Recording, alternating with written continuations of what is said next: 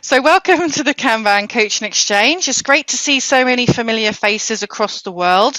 Our winning distance this month is Toronto, so well done over there to Karen in Toronto. Let's see if you can win again another month. So tonight we're very lucky to have Anna joining us. And I first met Anna through her work at the Kanban University and knowing her because she's a Kanban trainer and she's also a Kanban coach. And whilst we've never had the opportunity to work together, I hear very amazing things about her from people who have managed to do so. Thank you.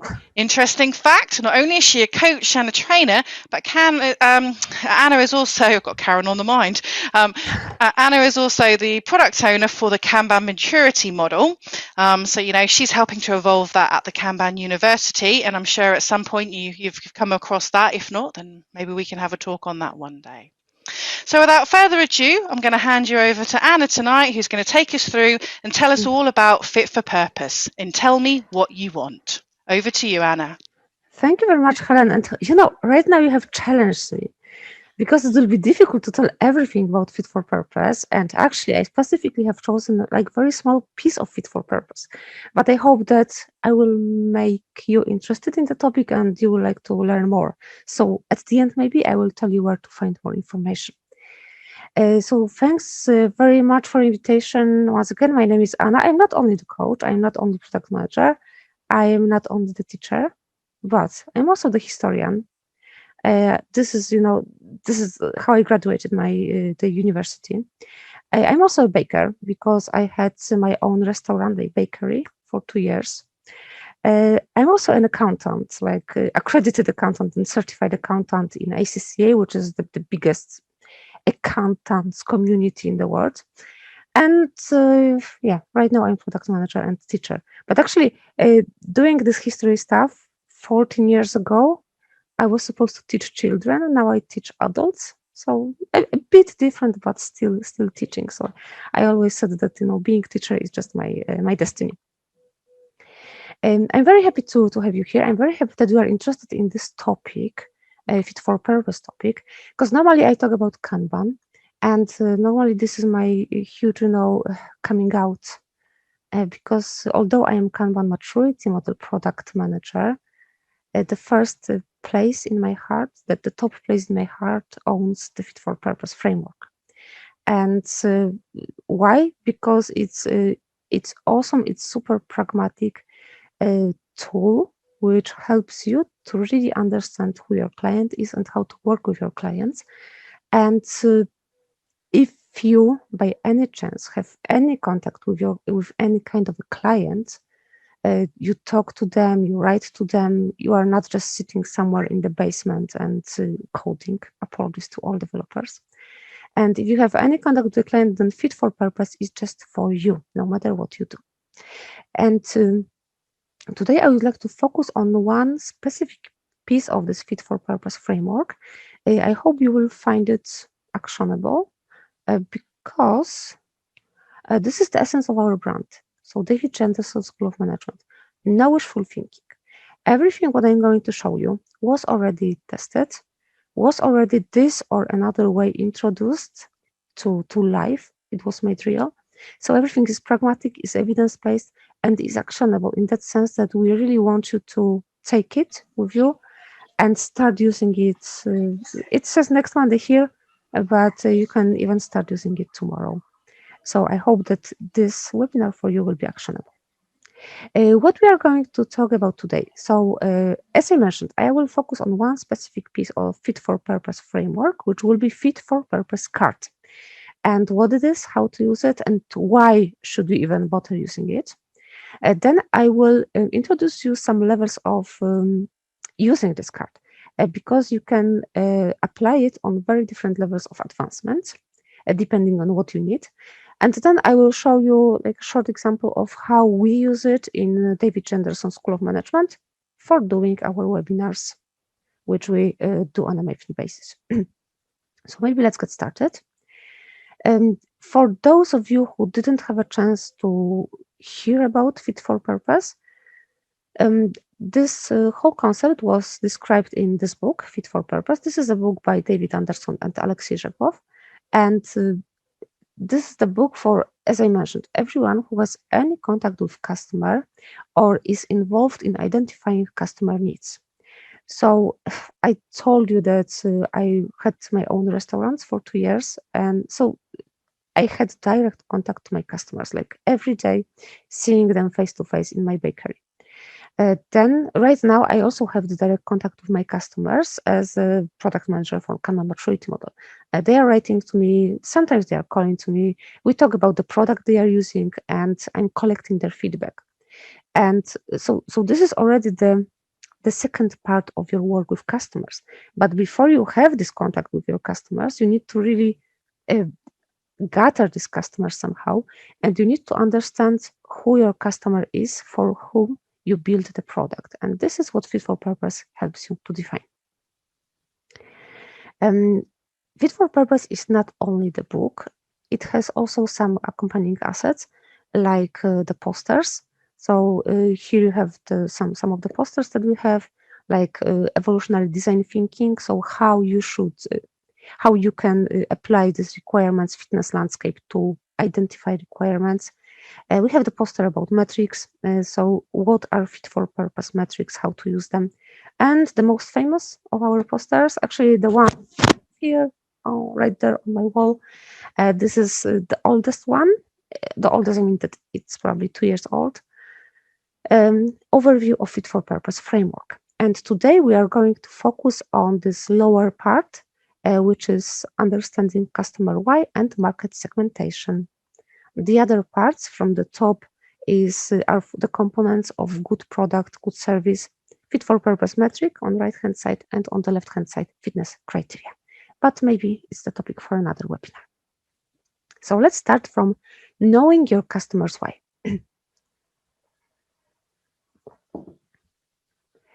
So to learn about our customers why, we use two ways, two methods. And I'm going to focus on the second one, but before that, just a few words about the first one. So the first one of collecting customer feedback are humans and narratives, and this is what we call fly visually. So this is the moment when your customers come to you and you have a chance to listen to their stories. So what they really tell you. The other method, which is the topic of our today's webinar, are surveys and data. So this is flying by instruments. So we'll be talking about these instruments that we can use to better collect information about our customers' needs.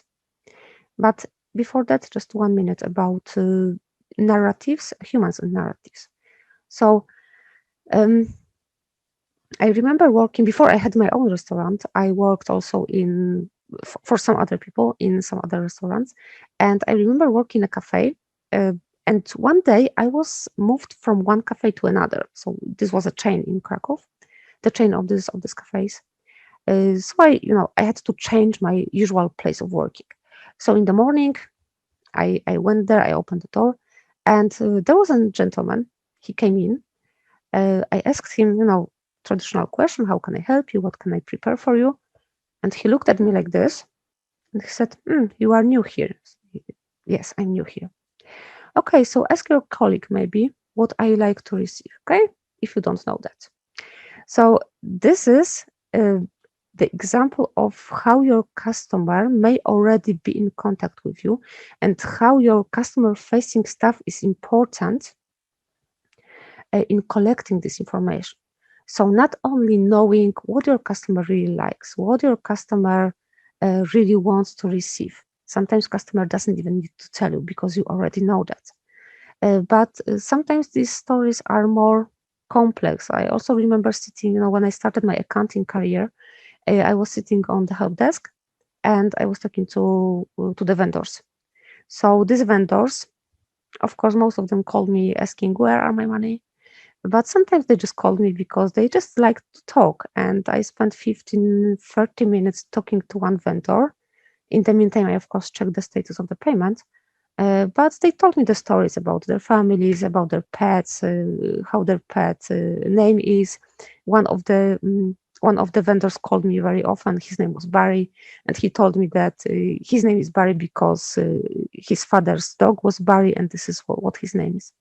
So these stories Some of them are more relevant to your product and service. Some of them are less relevant to your product and service. But the customer facing staff, these are the people who know the stories of your customers. So uh, they shouldn't be treated like, someone who you can hire for 1 month and then fire, or this person leaves and no one cares. These are the people who have a huge amount of super important information about your customers. And if they leave, this information lives together with them. So you should train this customer facing staff how to capture the stories. And also you should create the ways to capture the stories, because then you can use them to improve your products. So this is one of the methods, flying visually using humans and narratives. And now moving to the core of the webinar. So how to use the instruments. So the first very basic instrument that we use is fit for purpose card. And this is deliberate choice that this is called cards, although it works like a survey because people don't like surveys. But if you go to them and you say, dear sir, dear lady, we have just a very small card here. Could you please fill it in for us? Then it sounds much better than could you please fill in the survey at the end of the webinar. Yeah. So that's why we have fit for purpose card. And the structure of this card is very simple. So at the top, you have just some meta data of this survey actually. So the name, the dates, and what is the service. In this case, this is Kanban system design class. This is card from one of Alexis classes. And then you have three swim lanes, three boxes with 3 questions. The first question is, please tell us why you decided to choose our product or our service. So give us 1, 2, or 3 reasons why you are here. The second question, for each of the reasons from the first question, give us the score. Score in between 0 and 5, not less, not more.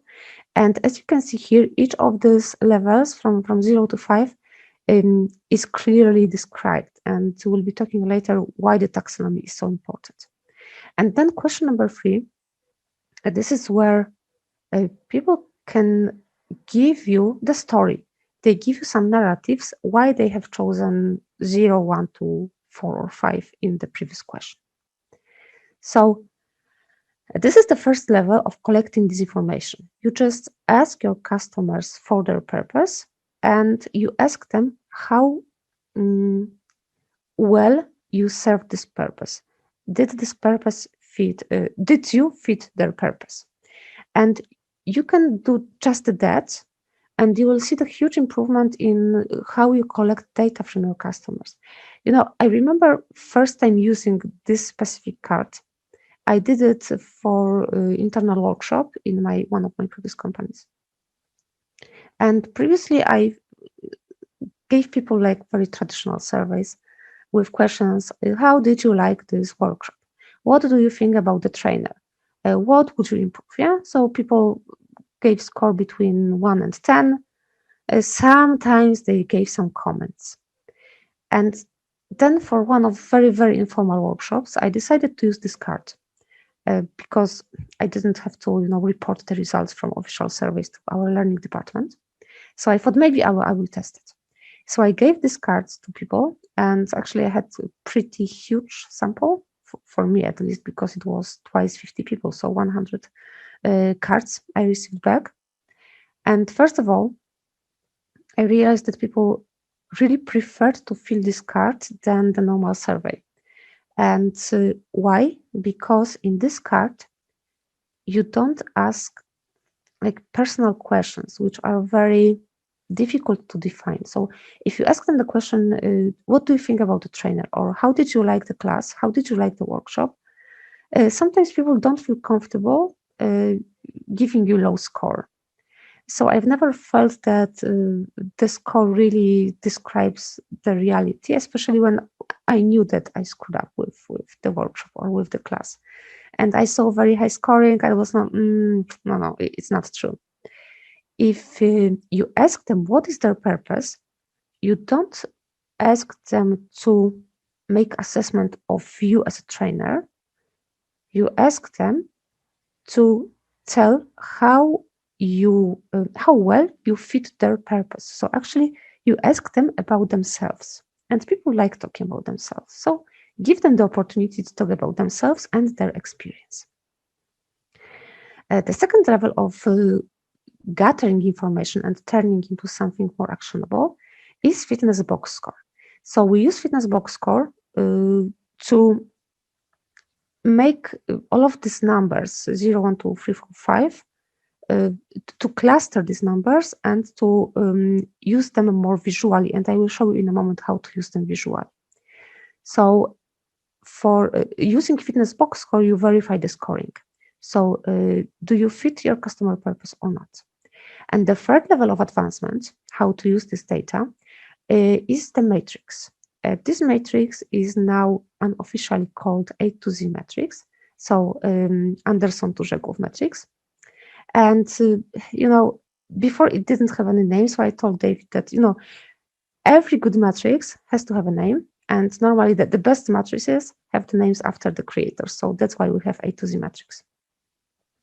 So you can use this A to Z matrix to take the information from the card, to take the scoring from the box score, and to translate it first to the client segments, to the market segments, and then to translate it into the strategy. So how you approach different market segments. So to do that, we categorize purposes to create these market segments. We apply scoring per segment, and we formulate the strategy. Don't worry, I will talk about each of them in more details. Let's start from the level 1 then. So how we discovered the card, but by we mean David and Alexei, not me personally. This is something what you probably recognize. At the very beginning, there was no fit for purpose card. There was another method which asked the question, would you recommend our product or service to your friends or colleagues? One and only question to you. Do you recognize this question and the method? Yeah, Helen does. What is this? Is the standard question that literally every training course providers ask you to fill out, would somebody recommend this to somebody else? It's the Net Promoter Score. Yeah, yes, exactly. So this is the traditional question from Net Promoter Score. I also had this question in my survey. Okay. I think everyone does at some moment in the life. And also the scoring from 0 to 10. So this is Net Promoter Score. This question sounds very innocent. But when you start using it, you realize that there are some issues with these questions. So the first step that was added to this question, and actually this is also something what I have observed many times. So question 2, why did you give this answer in question 1? So we don't want to have the scoring only, we want to know why. And sometimes people fill in this why, sometimes they don't. But it wasn't the last step. And why it wasn't the last step? Because we have our question, would you recommend our product service to your friends or colleagues? We have our scale from 0 to 10, and this is the scoring that one of the classes received. And what does it tell you? It tells you that, no, I am not going to recommend your product or service to my friends and colleagues. Why did you give this answer in question 1? Oops. So, what the client said, I already spoiled a bit, so I will move it back. What the attendee of the class said. I learned a lot from this workshop. I can immediately apply the new knowledge in my practice. Okay, so why did you give 0? Because most of my colleagues and friends have completely different interests. I would not recommend this workshop to them. So what does it tell you? This feedback tells you that your product is good. This feedback tells you that you satisfied your client. with the product that you delivered. But this feedback also tells you that this person is not going to recommend this class because there is no one who they can recommend this class to. And also, what is the problem with this particular question and this particular method? That it's almost impossible to trace back. So you cannot close the loop. In that sense that you ask the question, would you recommend our product service to your friends or colleagues? But then from the future people who come to your, in our case, class or webinar, from the future people who buy your product, from the future people who use your service, how do you know which of them was recommended by this particular person? So is this question really actionable? Is this metric really actionable? I remember using this question, this score, and this was obligatory question from our learning department. So people had to fill it in after the class. And it was one of the most stressful moments for me over the whole day, looking at the scoring, because we had the target. And if we didn't hit the target, then we've been penalized. And actually, I had no influence on what people are going to say in this survey, because I wasn't able to even know what they want from me. Okay. And also, this scale from 0 to 10 is a bit tricky. So, what we can improve, we added the question about the purpose. So, what was your purpose for our product or our service? And then, how well did our product or service fulfill your expectation? And why did you give this answering question to? And now, what is the problem with scale from 0 to 10? In reality, this is 11 data points or 11 numbers on the scale that people have to choose from. And the problem is that there is some noise in this data. So my 7 may be your 5. My 7 may be your 3. My 5 may be your 9. Because there is no single moment when we say what 5 means, what 4 means. People know what is 0. Normally people know what is 10, maybe 1, 9 are also more or less clear. But what is 4 comparing to 6? No one knows. So here in this scale, we have too many categories. And there are some psychological research which say that it's difficult for people's brain to define categories and differences between them if the number exceeds 6. That's why we don't have 11 in Fit for Purpose card, but we have 6 from 0 to 5. And what is more, taxonomy. Taxonomy is super important. So if you define very clearly what is 0, what is 1, what is 2, 3, 4, 5, then you make sure, or you at least minimize the risk that my 5 will be your 3. Your 3 will be my 2. Okay? Because we know what 2 means. We know what 4 means. That's why all of these levels in Fit for Purpose card scale is clearly defined. So what we understand by 5, what we understand by 1. And this is the final form of this card. So you can see that all of the speculation about the future, particularly asking question, what would you do, was removed. What we ask here, we always ask about past experience. Now the pro tip from me using this card.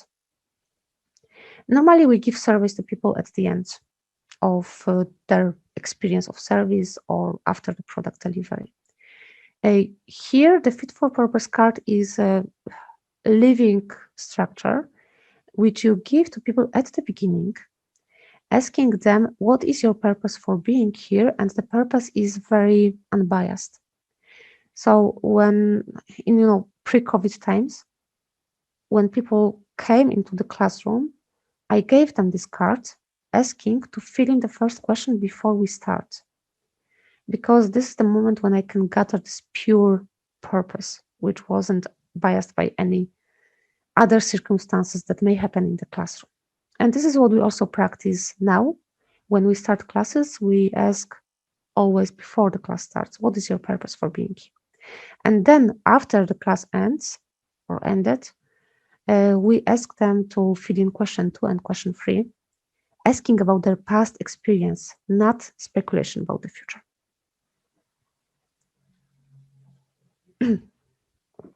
Now the level 2 of using this data.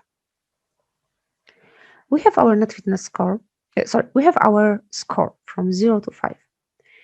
And 0, 1, 2, we treat as negative feedback in that sense that we didn't meet our customer purpose. 3 is neutral, so product matched most of the expectation. There are some reservations, we can still improve something. 4 and 5 are positive, where at 4 you matched all of the expectations and 5 product exceeded expectations.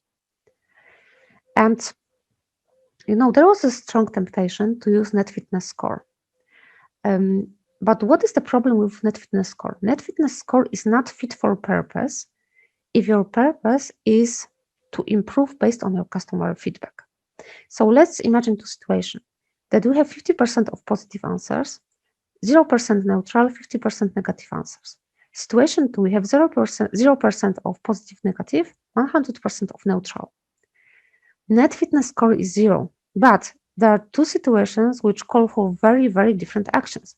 And because you apply different actions, you do different improvements for situation when you have 50% of negative answers, and you apply different actions and different improvements for situation where you have no negative answers, 100 neutral answers. So never use net fitness score, always use the triple. These three numbers sums up to 100%. So what you see here is 74% of positive answers, 23% of neutral answers, 3% of negative answers. And now you know what you should do and on what element you should focus. So don't aggregate, always use the box score with triple number. And level 3, market segmentation and product strategy. So now what to do with all of this info? So now we move a bit to the left. Segment your market by purpose, not by demographical categories. I don't say right now, so disclaimer, I don't say that demographical data is not important. It is, but don't use it to segment your market. Use it to understand your market, but not to segment your market. And let me give you some example based on these two pictures. So let's imagine we have a family with 2 children. They are on the trip to Italy. So they are in the trip to Italy, to Rome specifically, and children decided, Mom, Dad, we want to have ice cream. So they stop, they buy ice cream, they take ice cream away, they eat the ice cream, and they are satisfied. What's important for parents is that this ice cream is fresh, may be made of natural ingredients. But the design of this ice cream is not that important. For children, it should be colorful. And what's the most important for children, I can tell it from experience, is that it has their favorite tastes, probably strawberry or chocolate, sometimes cream, but strawberry and chocolate is number 1. So this is the purpose of this family in this particular moment. They want their ice cream quickly because children cannot wait. They are very impatient. And they want the ice cream which are fresh, so they are not going to be sick the next day. And they want ice cream in children's favorite taste. And this is their purpose. Now in the evening, the same family, now maybe there are 2 families, children stay with nanny, and adults decide to go to the restaurant for a dinner. And after dinner, they say, okay, let's order the other ice cream for us. But now this time, what's important for them? They have more time, so they can sit, they can relax, they can talk. They are not in rush, so they have some more patience. But they require their dessert to be really beautiful, fancy, maybe some fancy taste, maybe some fancy design. So if you look at them from demographical perspective, they are still the same 2 adult people on the trip to Italy. but they are two different personas if we talked about their purpose. So on one hand, they are parents who need to fulfill the needs and the purpose of their children. On the other hand, they are adults sitting with their friends trying to fit completely another purpose. So if we look at them from demographical categories, it may be very misleading. Don't treat your market homogeneous. Think about the purpose of your clients. So one client may have very, very different purposes. And now how to translate it to how to use and how to translate it to some strategy.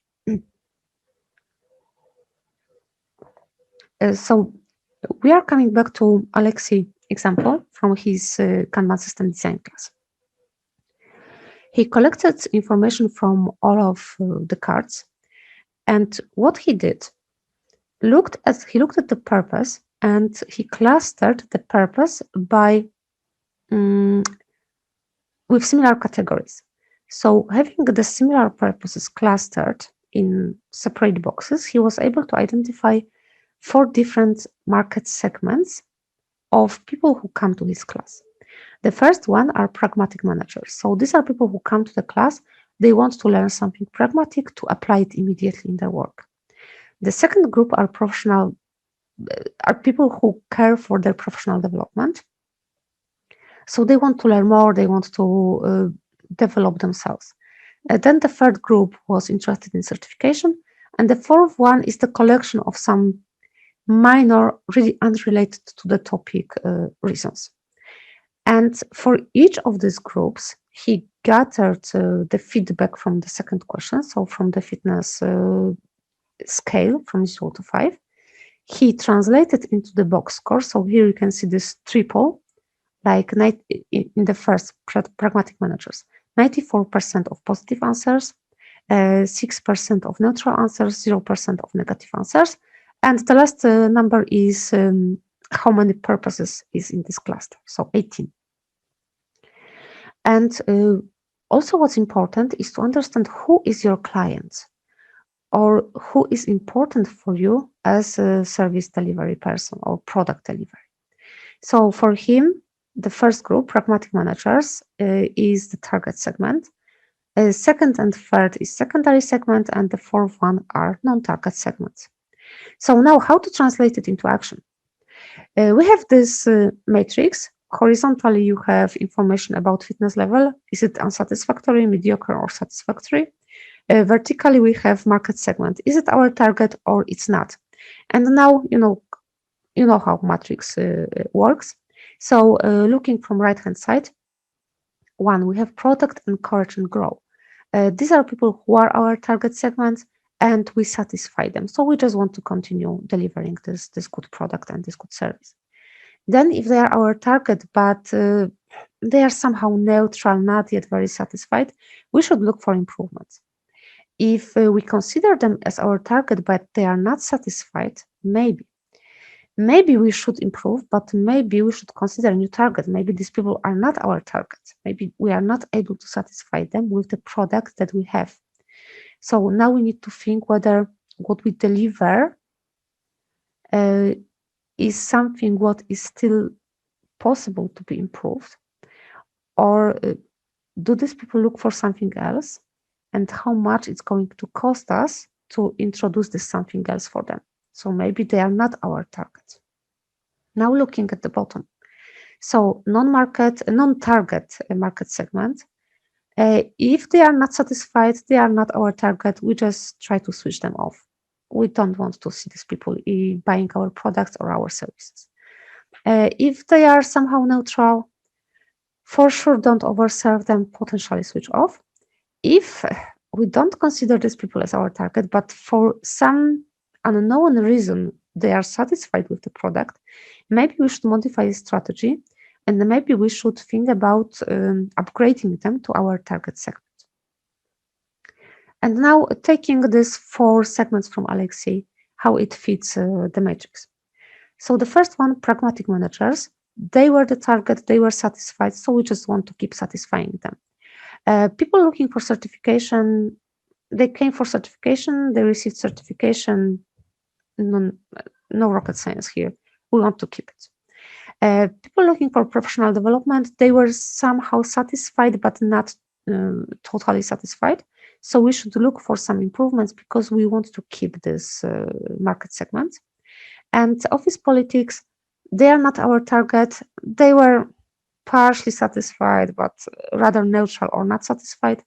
So we don't want to have them buying our products. We just want to switch them off. And now the last but not least thing, promised, how we use it in David Anderson School of Management for creating market segments for the webinars. So although webinars is not the product that we sell, we still treat it very seriously because this is something that we offer to our clients, our potential clients, but also to our fan base and also to the whole community which gathers around Kanban, around Fit for Purpose. So, we had some questions before we started to do it. Last year, during the pandemic, there were a lot of discussions. Do we do the conference? Maybe we shouldn't do the conference. So finally, the Kanban conference took place last year in June, because it was a year already. But we realized that conference format is the way that we would like to have it is very difficult to keep. So that's why we decided that until the situation normalizes, in that sense that people can normally travel and we can meet, we'll try to replace conferences with webinars. So it was our goal for this year to have at least one webinar each month. And so far, so good. We are in June and we'll have the 6th webinar this year. But if you do webinars with kind of intensity, and Helen can confirm that doing one webinar a month is still a lot of work to do, then you need to really structure your thoughts around how to handle it. Especially that, at one webinar, we have 200, 300 people. So who does choose our webinars? We really didn't know it. It was rather, sending an email, sending a communication to the world, and then who comes, and we are satisfied. So we really didn't know who choose our webinars. Do these people prefer basic or maybe more advanced knowledge? What are they looking for? And are they satisfied with the content and delivery? So not only the knowledge that we deliver, but also how we deliver it. So after each webinar, we collected, of course, the purpose and the scoring for each of the purpose. So it's rather good. So after each of the webinars, depending on how many attendees we have like 50 to 70 answers. So this is a rather good set of data points that we can start using. And this is how the raw data look. So when we generate the report after the webinar from the survey, this is how it looks. Column 1 is the question 1. What was your purpose for choosing our webinar? Column 2 is the scoring from 0 to 5. And column 3 is the question 3. So why did you give this scoring question 2? As you can see, in question 3 is not always filled in, but in like 60 to 70% people fill in the question number 3, which is very important and very useful, because if you look at it, the question 3 sometimes take much more place than just simple purpose, which is super useful, because then you really know why people choose you, why they were here. So what we do next? So this is the first level, just collecting the raw data, reading this data, learning from this data. Then level number 2 is learning the fitness. So this is where we apply the fitness box score. So right now this is manual work, and I would like to anticipating your question, there is no tool right now which does it for you. So the tool which does it for us are our hands and Excel file. So we read all of these purposes and we cluster them. And having answers after 3 webinars, so having this more or less 200 data points, we're able to very clearly see the clusters and the market segments. So we have 5 market segments. So new learners discovering products. So these are the people who just come for the first time, or who are just learning more about Kanban or about Fit for Purpose, and they would like to extend their knowledge.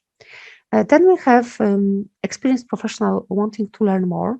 So these are people from the community who are rather experienced already, and they really want to dig deeper. They want learn much more about the products that we have. Then we have self-taught business, do-it-yourself folks who are looking for free knowledge uh, to use it by themselves.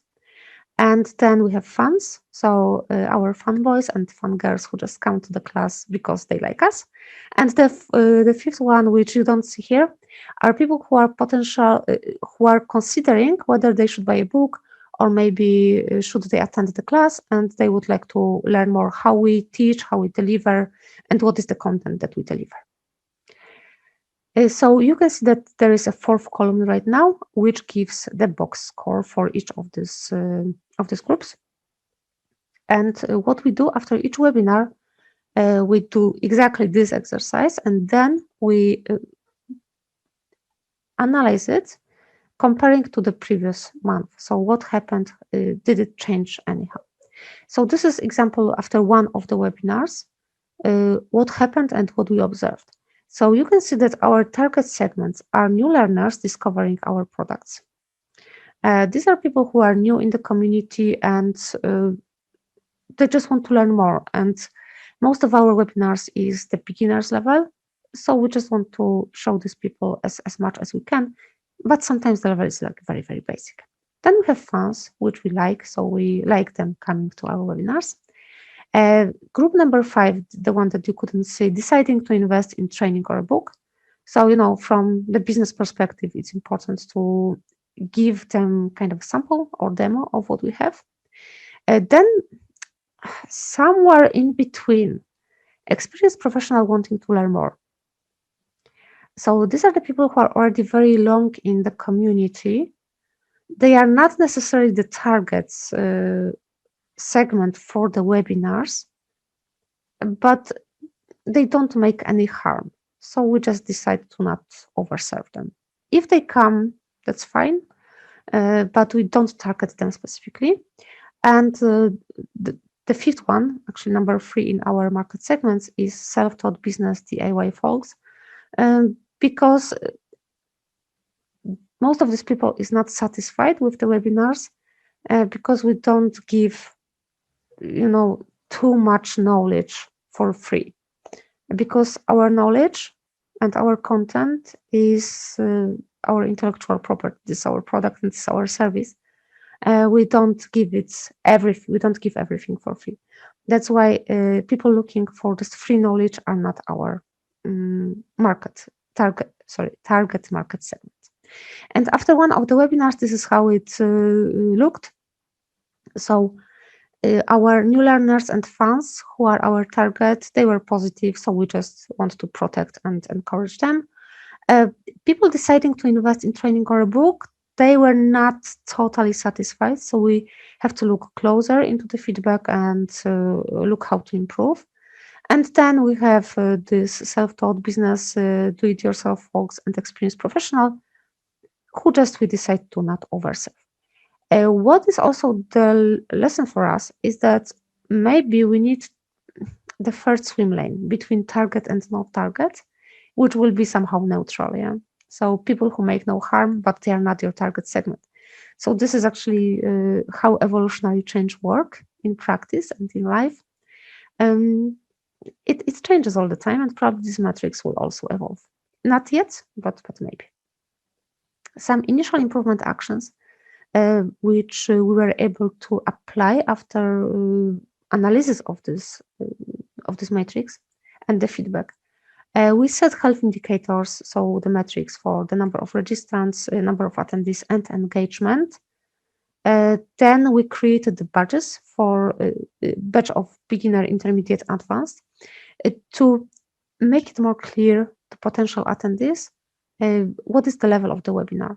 So if you just look at the topic and you think, oh, this is super interesting, but then you see the badge of the beginner and you already know this stuff, so maybe you shouldn't waste your time on the webinar. You can always watch the recording, yeah?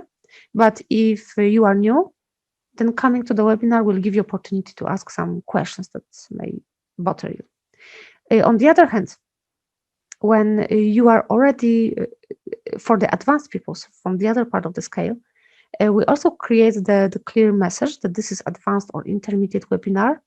And for people who are beginners but still would like to attend this webinar and to help them not feel lost too much, we also prepare the communication about pre-reading or pre-watching. So sometimes we do kind of follow-up webinars, and it's worth to watch something else earlier because we don't repeat the same information to not bore the other people. And the fourth one, we created the standard image announcement for each webinar, which includes name, time, picture of the presenter, and the level badge, which we share on social media to improve transparency, to improve communication, and to help people better understand our message. So these were very initial improvement actions. Now we are looking for more because you have your improvement action, you verify whether it was really an improvement. If improvement happened, then you checked it and you move on. So now we move on. We need to look for further improvements. So this is it. I promised to Helen that I'm going to talk for 30 minutes, but I see that it will be much more than 30 minutes. I hope it's still okay.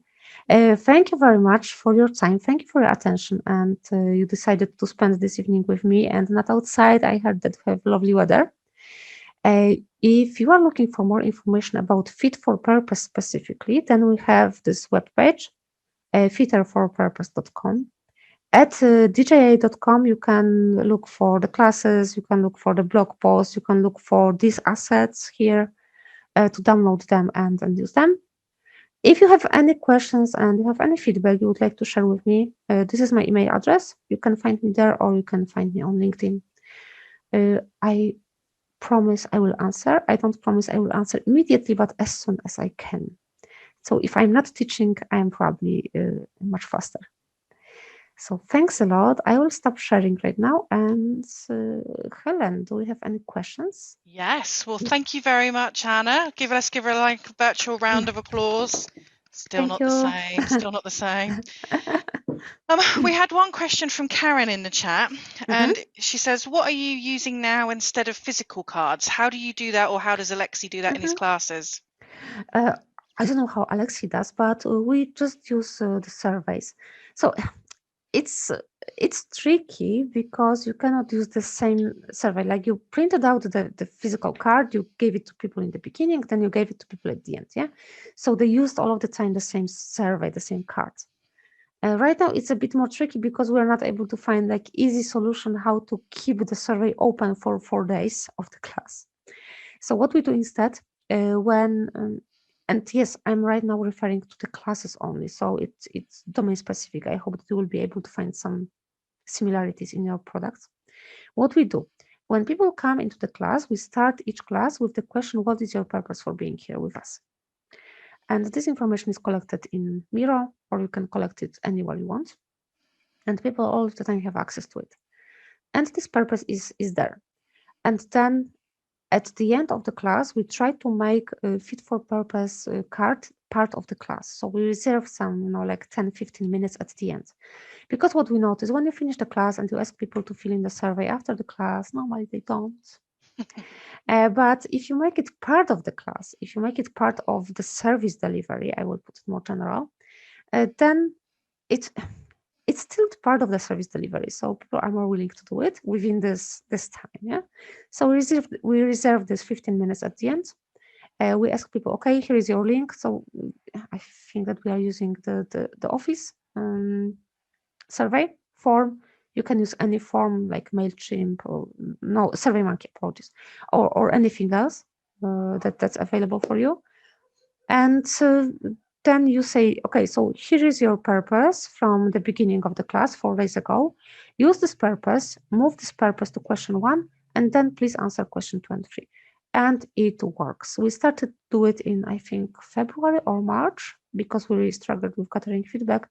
And now it really works like this. So this is how we do it in more virtual environment. And we, on our in our backlog, of all of the nice things that we would like to build for you and share with you, we also have this application to collect the feedback in the form of fit for purpose cards, but we are not there yet. So right now, manually.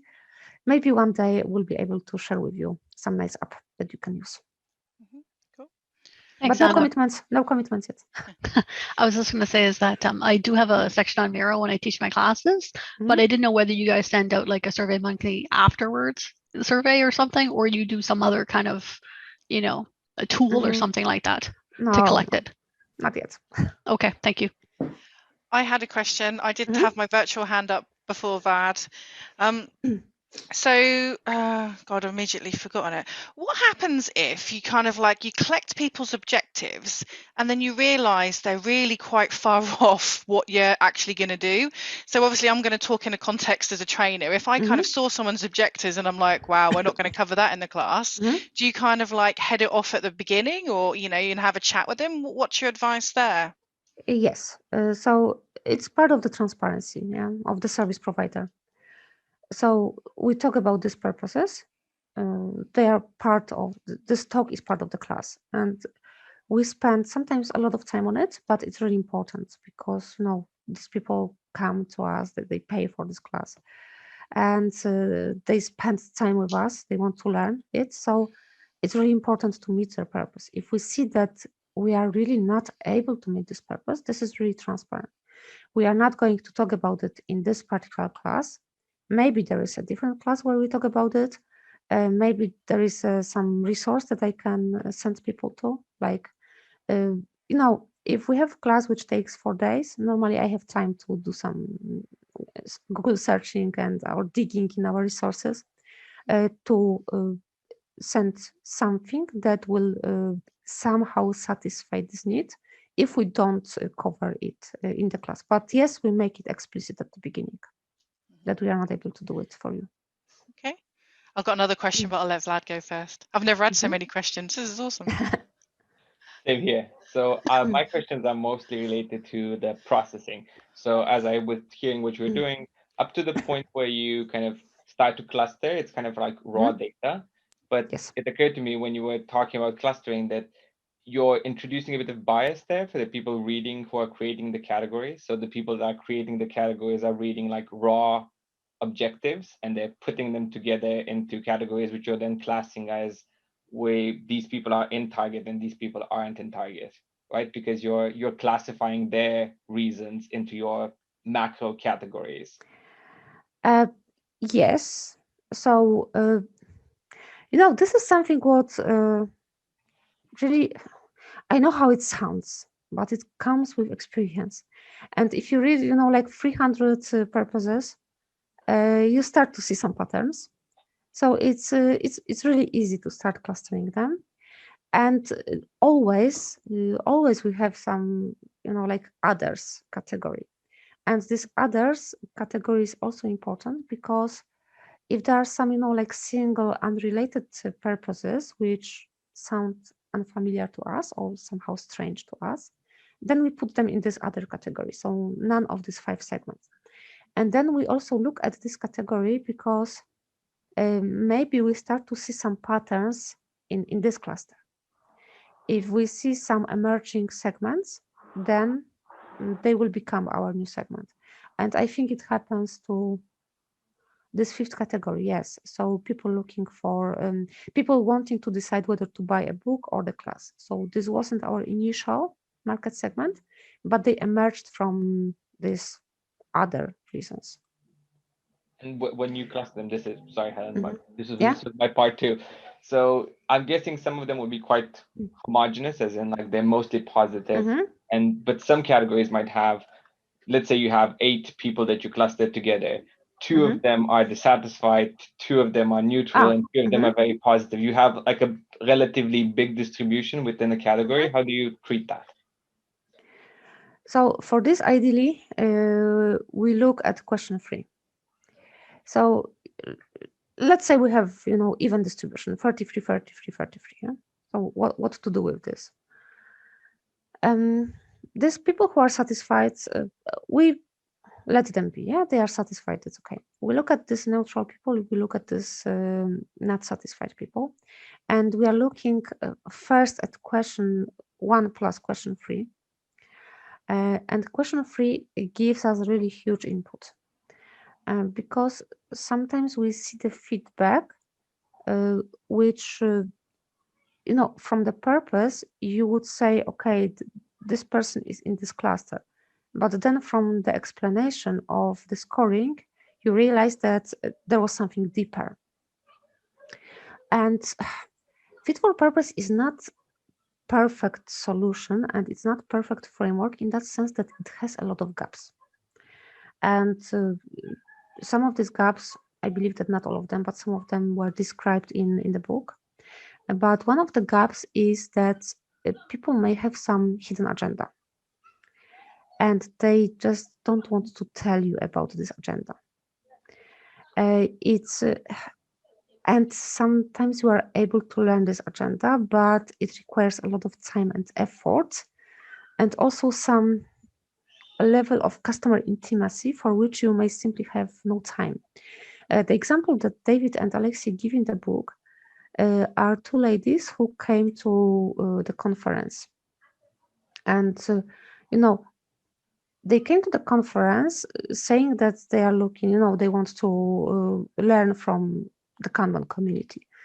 But then through surveys and further discussion with them, the real purpose of these 2 ladies was to travel to Malaysia because this is where this conference took place. And this was the purpose which wasn't shared through the Fit for Purpose cards. They shared the purpose that they want to learn from the community, but they were not satisfied. Yeah. So sometimes you are not able to find this hidden agenda. And so there is some margin. Yes. So my question was more related to how you treat it, right? Because if you have a distribution, so let's say there's 9 answers in the category and you have 3 positive, 3 average, and 3 negative, it becomes medium. So you kind of end up putting it in the middle. Oh, this is my problem. I started the stories. I'm this narrative person. So yes, if you look for a quick answer, yes, we put them medium. So I was thinking, would it not make more sense, for example, to break every category across the distribution, being like, let's say the interested people, 20% of them are dissatisfied, 50% of them are satisfied, and 30% are very satisfied. So you kind of like span them all and see where the distribution is like, because then you... Maybe. Actually, this is a good point. I didn't think about it. I've never had anyone thinking about it. So maybe this is something we should consider. Thanks for this feedback. Yeah, because normally we put it in the box score and we, try to decide mostly on neutral and negative, what we can improve. But if you say that, distribution maybe makes sense. Thanks. I need to think about it. Good. Thank you. Pleasure.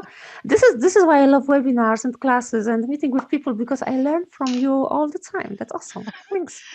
As long as you don't think, I have this loving phrase called question wankers. As long as you don't think that Vlad or me is a question wanker asking all these difficult questions. But they make me think. Thanks for that. And maybe you have just improved the Fit for Purpose framework. Thanks. That'll be great. Thank you. Get involved, Vlad. I've got another question if no one else has got one. Has anyone else got a question?